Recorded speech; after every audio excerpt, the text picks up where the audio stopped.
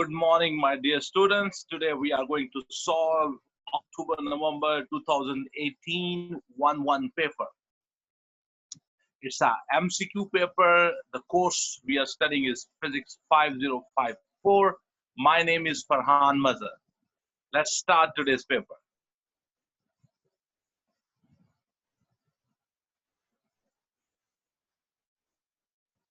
Okay, so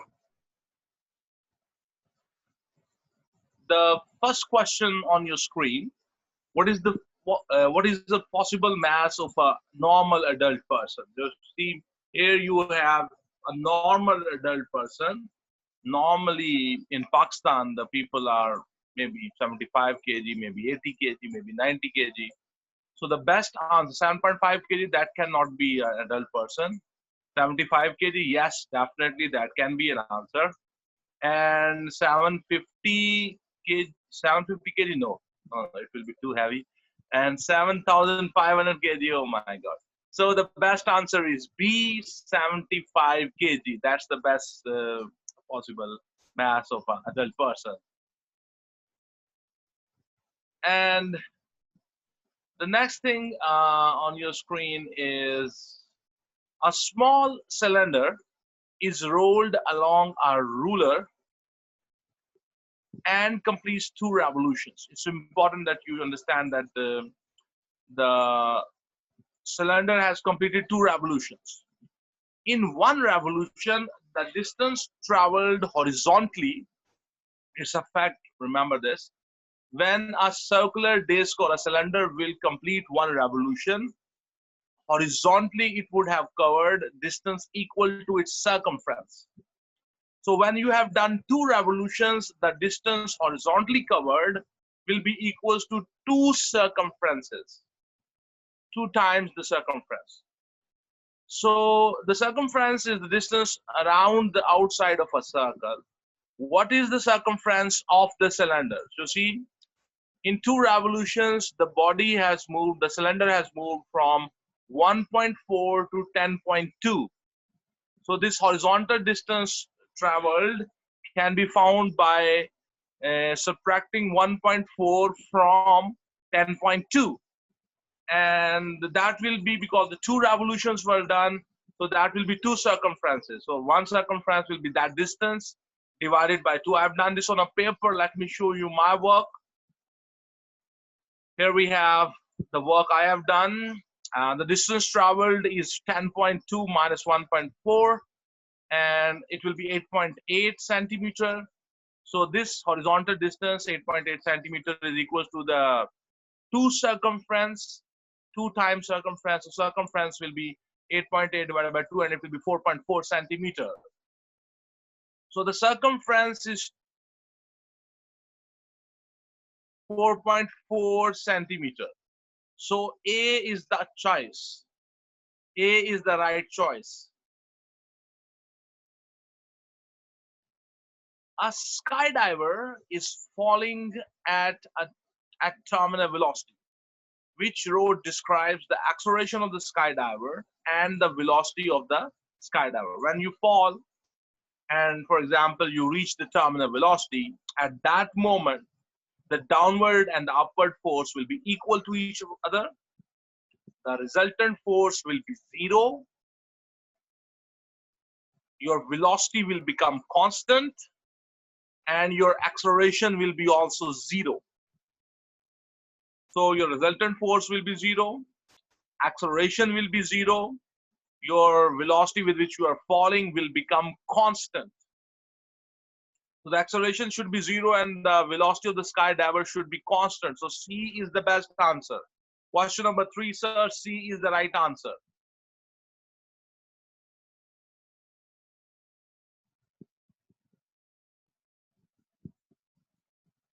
A cyclist takes a ride lasting 250 seconds. The graph shows how the distance from the starting position varies with time. So here we have a distance time graph. Here on the x-axis, the time is represented, and on the y-axis, the distance is represented. In 250 seconds, the The cyclist has covered 300 meters. What is his average speed for the whole journey? If you want to find out the average speed for the whole journey, the formula is very simple. Total distance traveled divided by the total time taken. So the total distance traveled is 300 meters and the total time taken is 250 seconds. So just do this calculation, you will get the answer. I've done this on a paper. Let me show you my work. Let me reduce the size a little bit. No, this is not visible still. Okay, 200%. So here we go. Question number 4 on your screen. Average speed is equal to the total distance traveled divided by the time taken to cover that distance. 300 meters divided by 250 seconds. And the final answer will be 1.2 meter per second. So the average velocity will be 1.2 meter per second. So B looks the right answer, sir. Question number 4, B is the right answer. 1.2 meter per second. I hope you have understood how we calculated the average speed.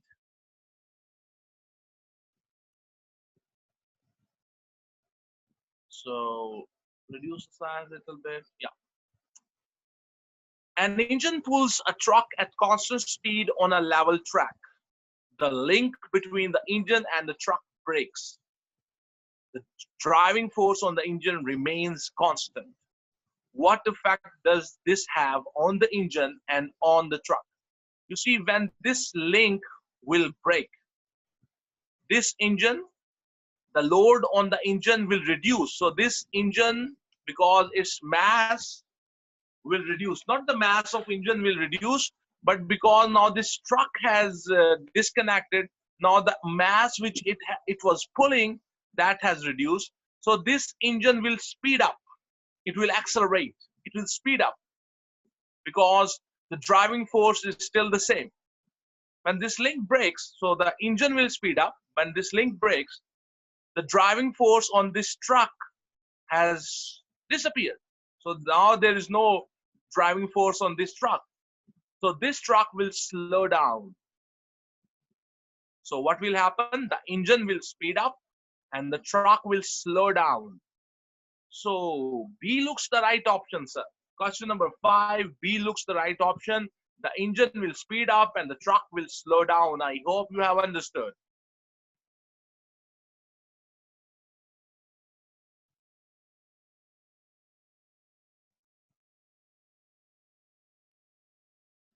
What happens to an object when it is moved to a location where the gravitational field strength is slightly greater? You see, when you move to a location where the gravitational field strength is greater, your weight will be greater. Your weight will increase. There will be no change on the mass. There will be no change on the volume. There will be no change of the density. Only the weight will become larger because the weight is equal to mg. If the g value increases, and m obviously is the same, the w value will increase. W is equal to mg. If the g value becomes greater, then the product of g and m will also become greater. So the weight will be greater. So if you go to a location where the gravitational field strength is stronger, your weight will increase. So C looks the best option, sir. Question number 6, C is the best option.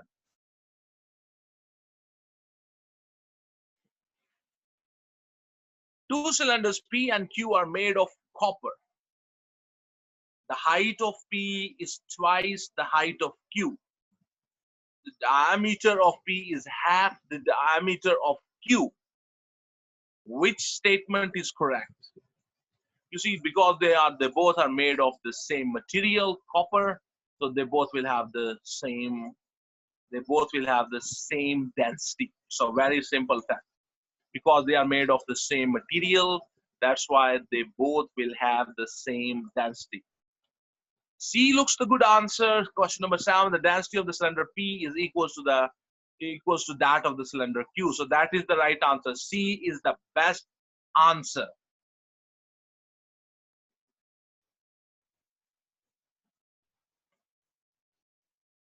the diagram, which diagram shows the addition of 4 Newton and a 3 Newton force? Okay.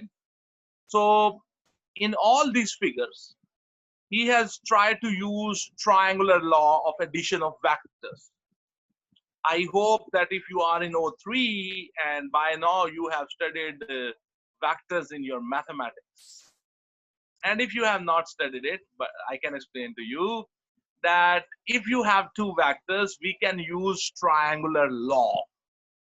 So what we do, we take the first vector. For example, if I take 4 Newton, and on the head of the 4 Newton, I will place the tail of the second vector, 3 Newton. On the head of the first vector, place the tail of the second vector. And then join the tail of the first vector with the head of the last vector. Join the tail of the first vector with the head of the last vector. That will be your resultant. So if you look at the B, on the head of this first vector, he put the tail of the second vector. But the resultant, when he marked the resultant, the arrow is in wrong position. The arrow should be from the tail of the first vector towards the head of the last. So this is wrong. Here, the tails of the two vectors to be joined are joined together. So this is not the triangular law for addition. Here, the heads of the two vectors to be added, their heads are joined with each other. This is not the method of the triangular addition of vectors. Look at the option A. We have the first vector, A vector. On its head, we have put the tail of the second vector, and then we have joined the tail of the first vector with the head of the last vector. This is the correct use of the triangular law to add two vectors. So A is the best option, sir. A is the right option here. I hope you have understood the triangular method of adding the two vectors together.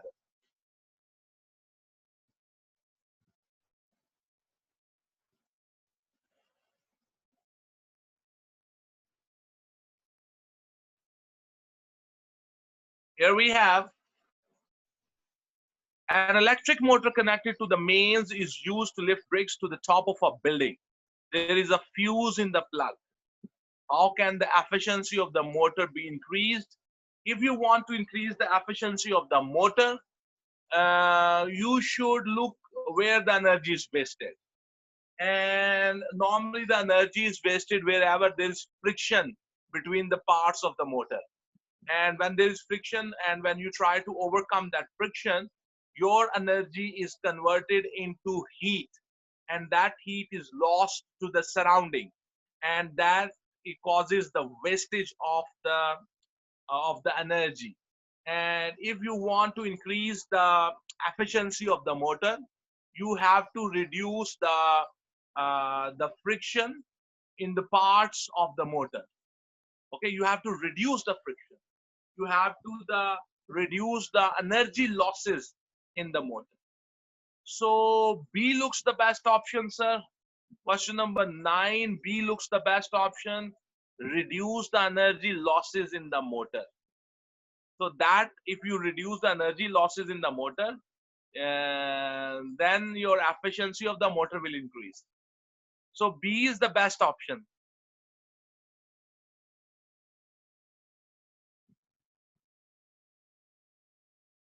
Air is trapped in a cylinder by a piston. The pressure of the air is P, and the length of the air column is 20 centimeters.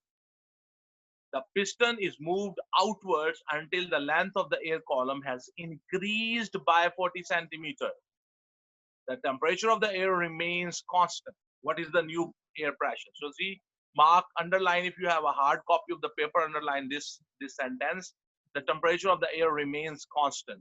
If the temperature remains constant, we can apply the formula P1 V1 equals to P2 V2. P1 V1 equals to P2 V2. The length in the first situation was 20, and the length of the air column in the second situation is 20 plus 40, 60. I've done this on a paper. Let me show you my work. I hope you can see this. P1 V1 equals to P2 V2. This is the equation which relates the pressure and the volume when the temperature of a gas is kept constant. In the place of volume 1, I can write length multiply cross-sectional area. In the same way, in the place of V2, volume 2, I can write length of the air column multiply the cross-sectional area of the air column. In both the cases, in the first situation and in the second situation, the cross-sectional area remains same. So I can cancel A on both sides. L1 is 20, the P1 is P, P2 is the question, L2 is 60. Take this 60 to the other side. So the final answer P2 will be equals to P divided by 3.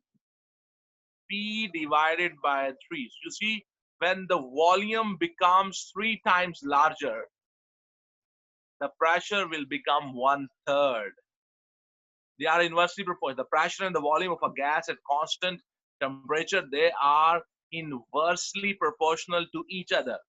So if the volume of the gas will become 3 times larger, the pressure of the gas will become 1/3.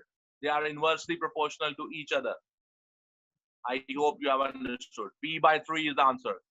P by 3. So B is the best option. P by 3. B is the right option. Here we go. Question number 11 is on your screen. A long tube full of mercury is inverted in a small dish of mercury. The mercury level in the tube falls, leaving a vacuum at the top. When the atmospheric pressure decreases, which length decreases? You know, this length from Q to R, and you have to remember this thing. The level of the mercury in the tube and the level of the mercury in the tray. The height from the level of the mercury in the tray to the level of the mercury in the tube, that height corresponds with the atmospheric pressure. If the atmospheric pressure will be larger, this QR height will be larger. If the atmospheric pressure is smaller, then this QR height will be smaller. It will decrease. So when you go to the top of the mountain, there the atmospheric pressure decreases. So the QR length or QR height will decrease. So C is the right option. Question number 11, C is the right option.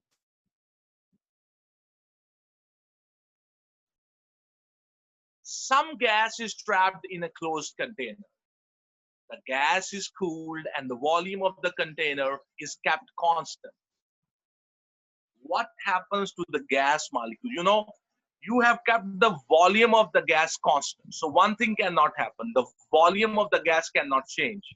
The intermolecular spacing cannot change. The distance between the molecules of the gas cannot change because you have kept the volume constant. But you are cooling it. When you are cooling it, the temperature will drop. The temperature drops, it means that the average kinetic energy of the gas molecules has dropped. It means that the gas molecules are now moving slowly. They are moving slowly. When they cool down, they move slowly. So what happened to the gas molecules? D is the best option. They move more slowly. So question number 12, D is the answer. They move more slowly. I hope you have understood the idea.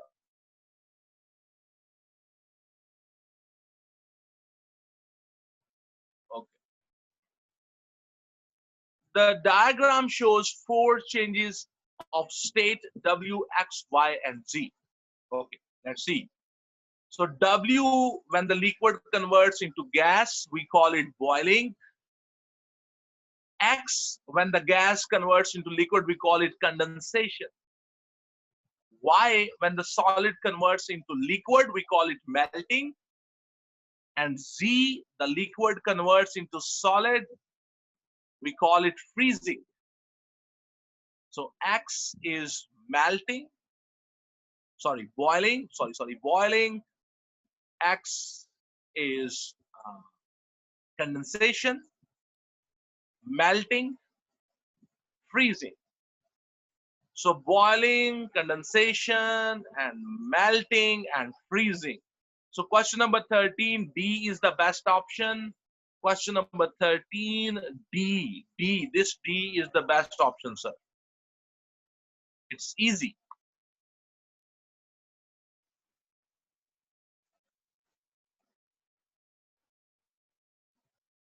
What increases when a liquid becomes a gas at its boiling point? You know, when you convert a liquid into gas at its boiling point, the spaces between the molecules, they increases basically. The average kinetic energy of the molecule, no, that does not. If the average kinetic energy will increase, the temperature will increase during the boiling, the temperature don't change. The molecular size, never. The molecular spacing, yes, the molecular spacing will increase. The total number of molecules, no, that's not possible. So C is the best option. The spacing between the molecules will increase when they convert from liquid into gas at the boiling point. C is the best option. A metal lid fits tightly on a glass jar. Which process makes it easier to remove the lid from the jar? So it's a very simple technique. What do? You pour warm water on the lid, so lid will expand and it will be easily opened. So cool the lid only? No. Put the jar and lid in a refrigerator? No. Warm the jar only? No. Warm the lid only? Yes, it's our daily practice. So warm the lid only is the right option. So question number 15, D is the right option. Warm the lid only. Here we go. On your screen, you can see question number 16. The specific heat capacity of lead is 130 joules per kg per degree centigrade. Lead of mass 0.50 kg is heated from 10 degrees centigrade to 35 degrees centigrade. Which calculation gives the amount of thermal energy in joules absorbed by the lead? So it involves the change in temperature, and you know when the change in temperature is involved, we use the formula heat equals to mc delta theta. M is the mass, which is 0.50 kg. C is the specific heat capacity of the lead, that is 130 joules per kg per degree centigrade. And delta theta means the change in the temperature. So temperature change from 10 to 35, so it's 35 minus 10, it will be like 25 degrees centigrade change in temperature. I've done this on a paper, let me show you. I hope it's visible. Heat is equals to mc delta theta. So 0.50 multiply 130 multiply 35 minus 10, 0.50 into 130 into 25. By doing this, you can get the final answer, but they have not got the final answer in the options. So 0.50 into 130 into 25 is the option. A is the right option. Question number 16, A looks the right option, sir. A is the right option.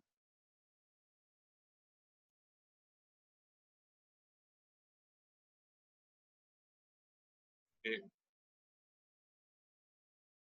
Question 17, a cold solid is placed on top of a hot solid. Both are solids. One is hot and one is cold. Thermal energy flows from the hot solid to the cold one. What is the explanation for this? The heat transfer takes place in solids by the process of conduction. In conduction, the molecules vibrate and they pass energy from one molecule to the next molecule, to the neighboring molecule. So a hard solid expands? No. Energy is passed from one molecule to the next. Yes, this exactly happens in the conduction. Heat always rises. That happens in convection.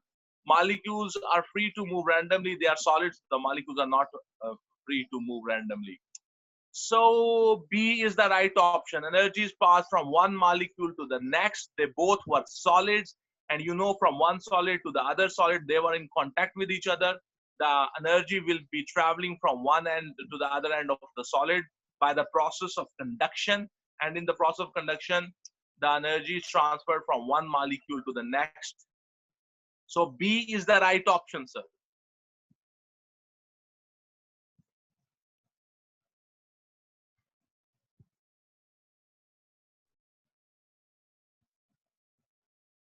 Which term is the number of crust of a wave passing a point per second? We call it frequency. The number of crust passing from a point in 1 second, we call it frequency. It's a very easy question. Question number 18, B is the option, frequency.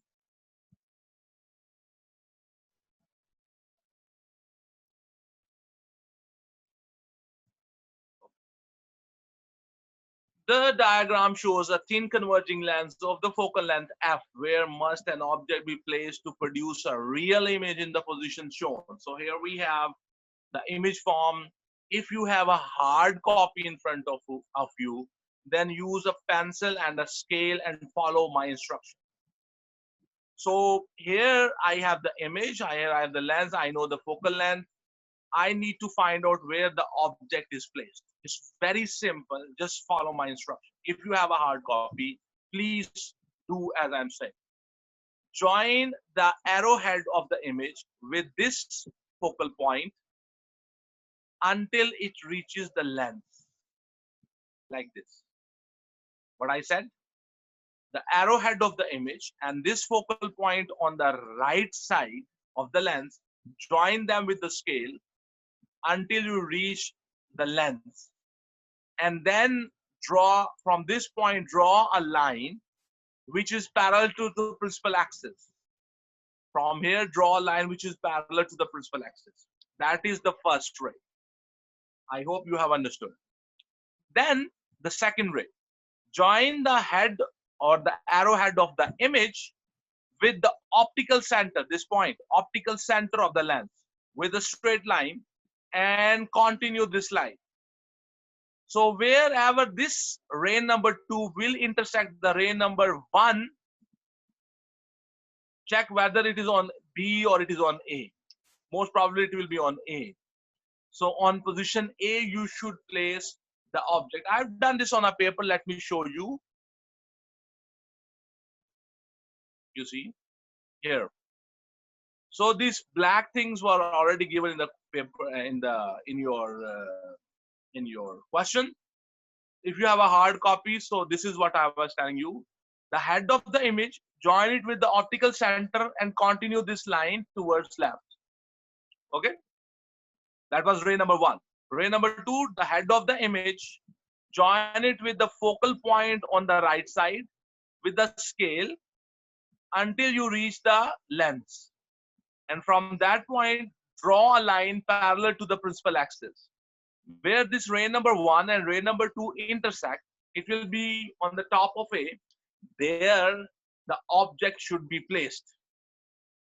So this is how I came to know that the object should be placed on location A. So for question number 19, A is the right answer.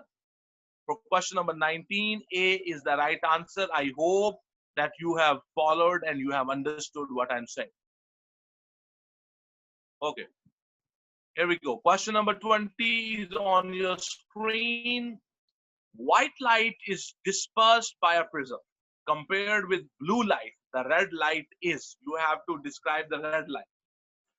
And whenever that spectrum, and we have a code word for that spectrum to remember the order of the colors, we say Roy G. Biv. ROYGBIV. Roy G. Biv. So red is on the top. So after passing through the prism, the red is on the top, the B is in the middle somewhere. Roy G. Biv. So blue color is below the red color. Means the red is on the top, the blue is far below than the. It means that the red color has slowed down less. The light of red color has slowed down less, and it has bended less. It has refracted less. So the red light has slowed down less and refracted less. That's why it is on the top of that spectrum. The blue is in the middle or below area. So for question number 20, A is the right option, sir. Question number 20, A is the right option. The red has slowed down less and refracted less as compared to the blue light. I hope you have understood.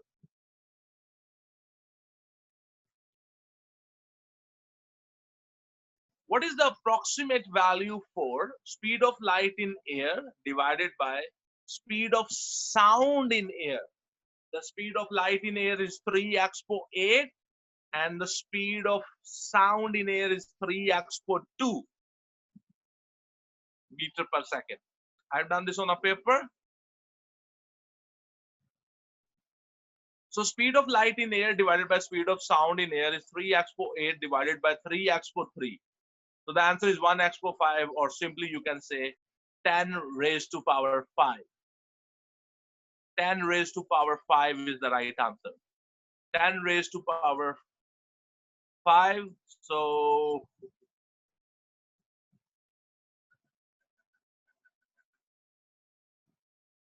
not. I made a mistake. It should be mark this. I made a mistake. I made a mistake. Check this out. The speed of the sound in air is 3 expo 2. So in your notes, please correct it. I made a mistake. So it is 3 expo 2. So the answer will be 1 expo 6. So the final answer will be 10 raised to power 6. I made a mistake. In your notes, kindly correct it. The speed of the sound is 3 expo 2 meter per second.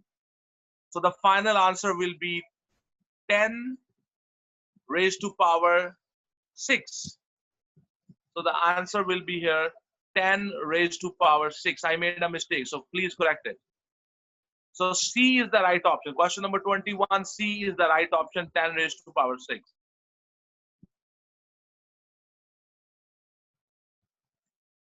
Okay. What is the lowest frequency and the highest frequency of the sound that a human being with normal hearing can hear? It's 20 hertz to 20,000 hertz. 20 hertz to 20k hertz. So C is the right option. Question number 22, C is the right option. It's very easy question. Okay. Ultras, ultrasounds has a number of uses. And sorry, ultrasounds have number of uses in engineering and medicine. What is ultrasound not used for? What is ultrasound not used for? Cleaning. Ultrasounds are used for cleaning. Prenatal scanning. Ultrasound is used for prenatal scanning. Quality control. Ultrasound is used for quality control. Sterilizing medical equipment. Yes, ultrasound is not used for sterilizing medical equipment. The question was, what is ultrasound not used for? So D is the right option, sterilizing medical equipment. Ultrasound is not used for sterilizing the medical equipment. So D is the right option, sir.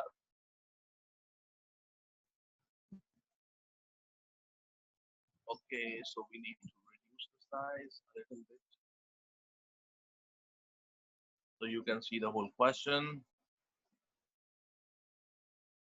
Which diagram shows the electric field around an isolated point positive charge? He's not talking about the magnetic field, remember. He's talking about the electric field.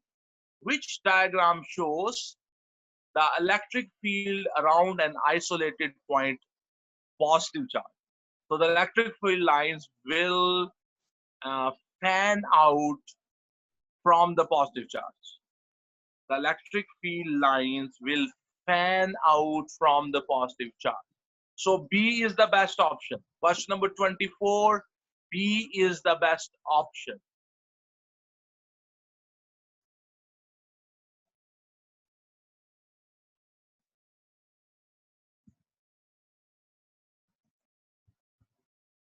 Okay. Let's try.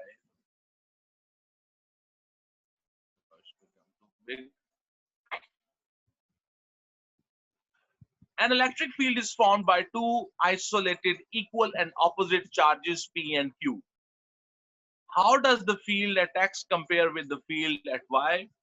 Here, the electric lines will be going from positive to negative.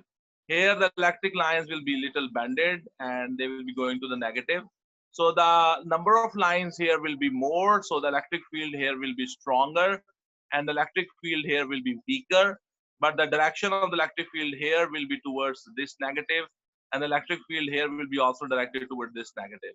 So the electric field will have the same direction on both X and Y, but the electric field on Y is stronger as compared to X, or you can say the electric field at X will be weaker as compared to the electric field at Y.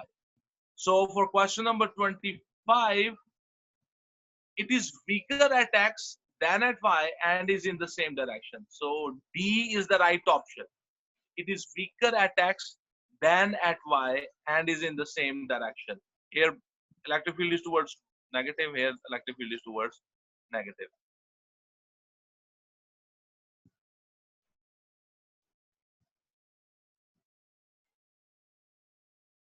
Okay.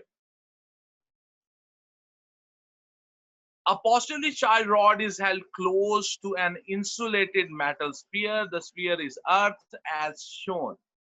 The Earth connection is removed and then the rod is removed. Which diagram shows the charges on the sphere after the rod is removed? See, when you bring this positive charge rod, the electrons will be attracted toward this end of the metal sphere. So here the electrons will be accumulated. On this side, the positive will be created. To neutralize the positive, the electrons from the Earth will come and they will neutralize this portion. But these electrons, they will remain here. So then you broke the Earth. So that you see, you will realize that the extra electrons from Earth have came here. And then you remove this rod. The whole thing will become negative. Because from Earth, the electrons came onto this metal sphere. So C is the right option. Question number 26, C is the right option.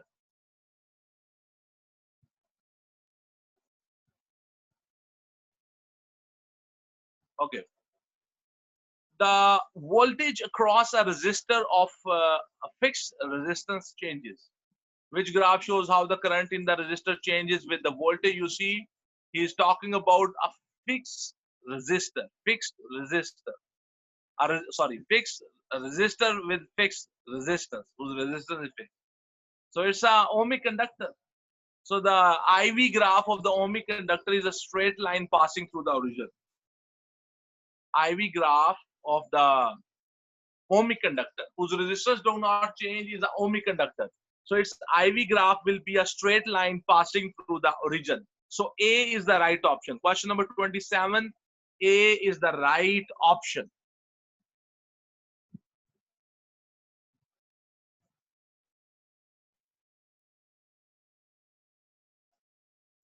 A wire of length 0.50 meter and cross-sectional area of 1 expo minus 6 meters square has a resistance of 0.75 ohm.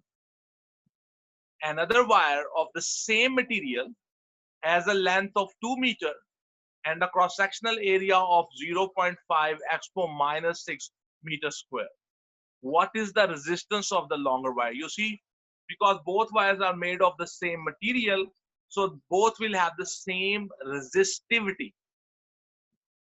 They both are made of the same material, so they both will have the same resistivity. The resistivity of the first wire and the resistivity of the second wire, they will be equal to each other. Let me show you my working. I've done this on a paper. Here on your screen, you can see resistivity of the wire 1 is equal to the resistivity of the wire 2. The formula for the resistivity of a wire is R1 A1 by L1, or in the wire 2 R2 A2 L2. So just put the values and get the value of R2. And the final answer will be 6 ohm. The final answer will be 6 ohm. That was question 28. I hope you have understood this mathematics. 6 ohm is the answer, sir. So D is the answer. Question number 28, D is the right option. D is the right answer.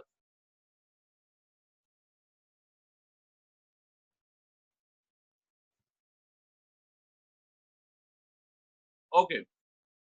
A battery of electromotive force EMF 10 volt is connected to a resistor.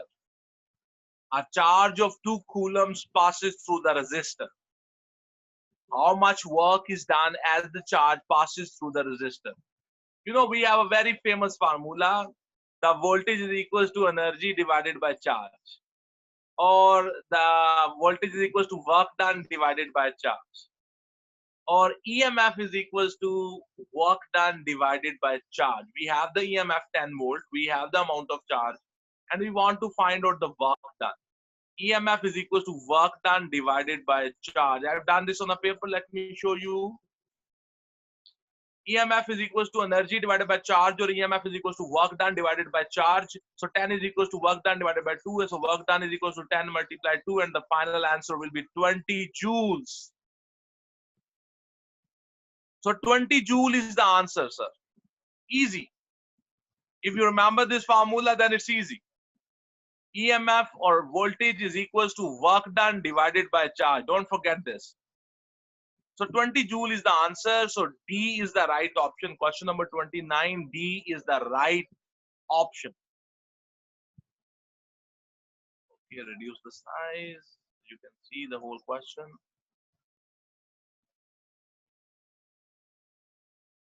Three identical resistors are joined in series to a cell. Voltmeter Q reads 8 volt. What is the reading on the voltmeter P, and what is the EMF the volt cell? You see, these three resistors, they are identical. They are same. And they are connected in series. So this voltmeter Q is checking the voltage drop on these two. So it's 8 volt. So it means 4 volt is this resistor taking, and 4 volt this resistor taking. So if this is taking 4, this is taking 4, this will also take 4. So the reading on the P should be 4, and the EMF of the cell is equals to V1 plus V2 plus V3. So the EMF will be equals to 4 plus 8, and it will be 12. So the EMF of the cell is 12 volt, and the voltmeter reading on the P is 4. 4 and 12 is the answer. B looks the right answer. Question number 30, B is the best option, sir.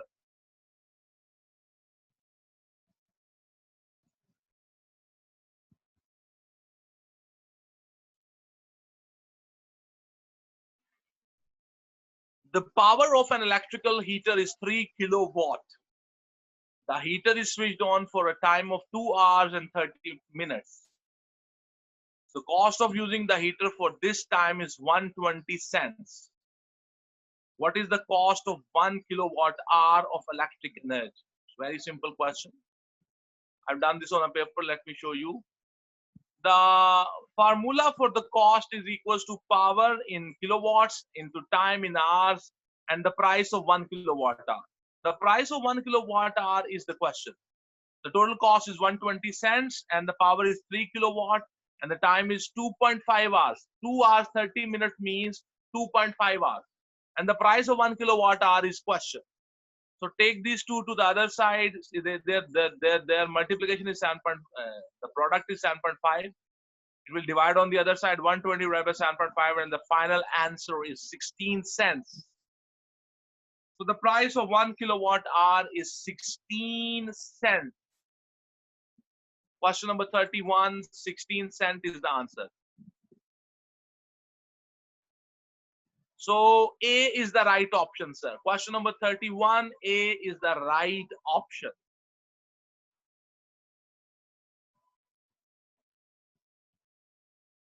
Question number 32. A lightning circuit, the switch is placed in the live wire. Why is this so? Switch is always placed in the live wire because when you open the switch, the appliance or the lightning system is isolated from the live current. A lamp in the circuit can be isolated from the supply. A lamp in the circuit can be isolated from the supply. That is the right sentence. A is the right choice. Question number 32. A is the best answer.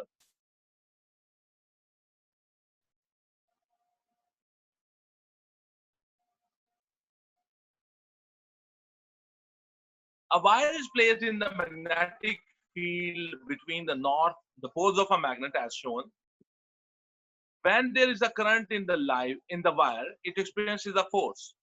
Which change increase the size of this force? You see, if you want to increase the size of the force, experience this wire when the current flows through it, there are few methods. Increase the use the stronger magnets, increase the current. Okay, these are the two methods. So C looks the best option. Use a stronger magnet. Use a stronger magnet is the best answer, sir. So for question number 33, C is the right option.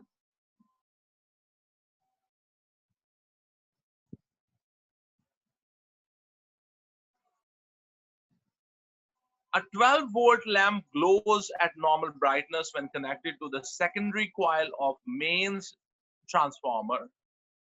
The mains voltage is 240 volt. So the primary voltage is 240 volt and the secondary voltage is 12 volt.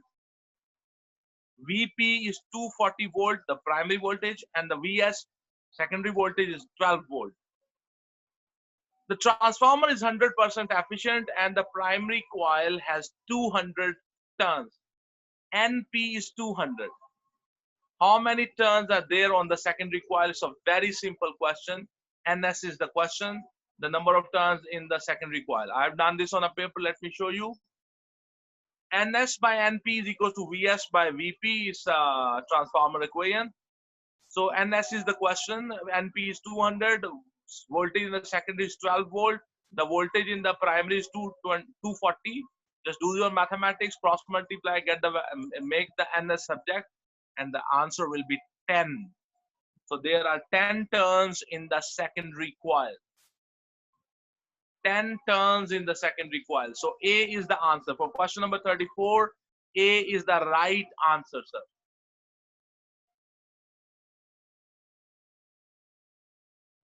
Okay.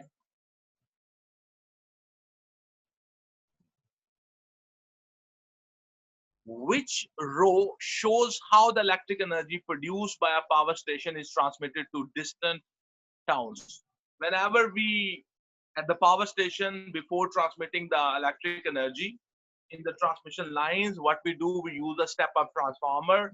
We make the voltage very high and we use alternating current and we reduce the amount of current. By using a step-up transformer, we make the voltage very high, the current used is alternating, and the amount of current is reduced. So the current we should be alternating and the voltage should be very high. For 35, B is the right option, sir. For 35, B is the right option. B. The current should be alternating because the transformer only works on alternating current, and the voltage should be very high. When the voltage is high, the current is low, and the power or energy loss in the transmission lines is reduced. So B is the right option.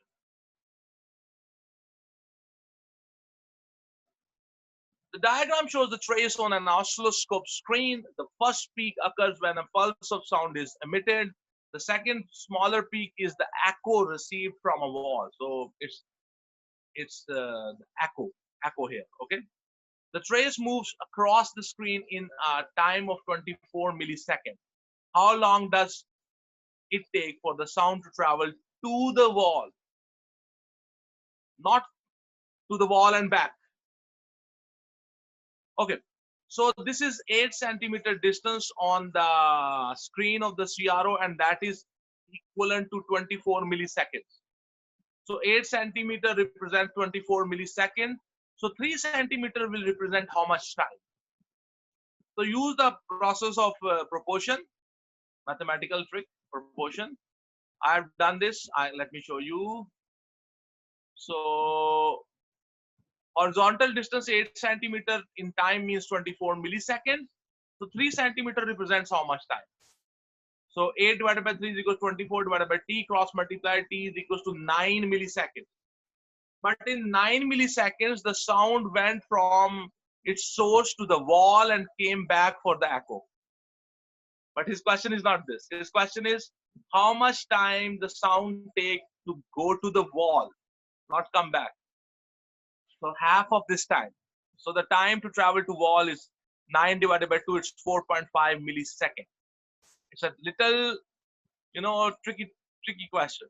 It can confuse you because most of the people, they will do it perfectly, but they will not read this sentence.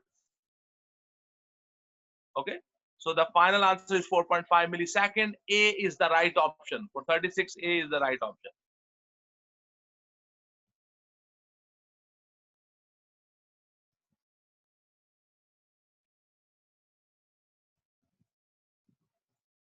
The diagram shows a nuclear reaction. The shaded particles are uncharged. What are the products shown in this reaction? You see, it means a neutron and a proton. So it's hydrogen. It means 2 neutrons and 1 proton. It's also a hydrogen. So these 2 hydrogens, they joined together and they made a new nucleus which has 2 protons and 3 neutrons. So it's helium. Hydrogen and hydrogen, they have combined to make helium. So this is a neutron, and the final product is here, helium. So the final product is a neutron with no charge, and this is the nucleus of helium, normal helium with 2 protons and 2 neutrons. So what are the products shown in this reaction? A helium nucleus. Don't say helium atom. It's a helium nucleus and a neutron. Okay, don't say helium atom. Say helium nucleus. C is the best option. Question number 37, C is the best option.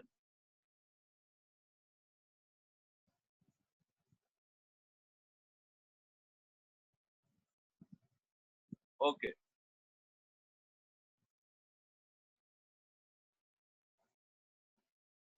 The result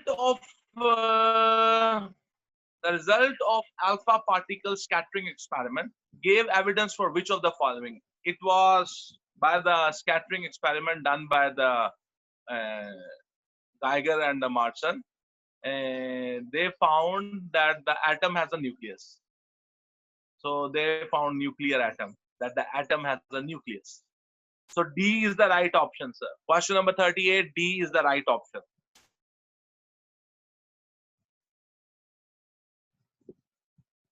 Question number 39 is on your screen. What does the alpha radiation given off by the radioactive nuclei consist of? Alpha radiation is like the nucleus of helium. It has 2 protons and it has 2 neutrons. It's like the nucleus of helium, alpha radiation. It's like the nucleus of helium. So B is the right option. Question number 39, B is the right option. Question number 39, B, helium nuclei.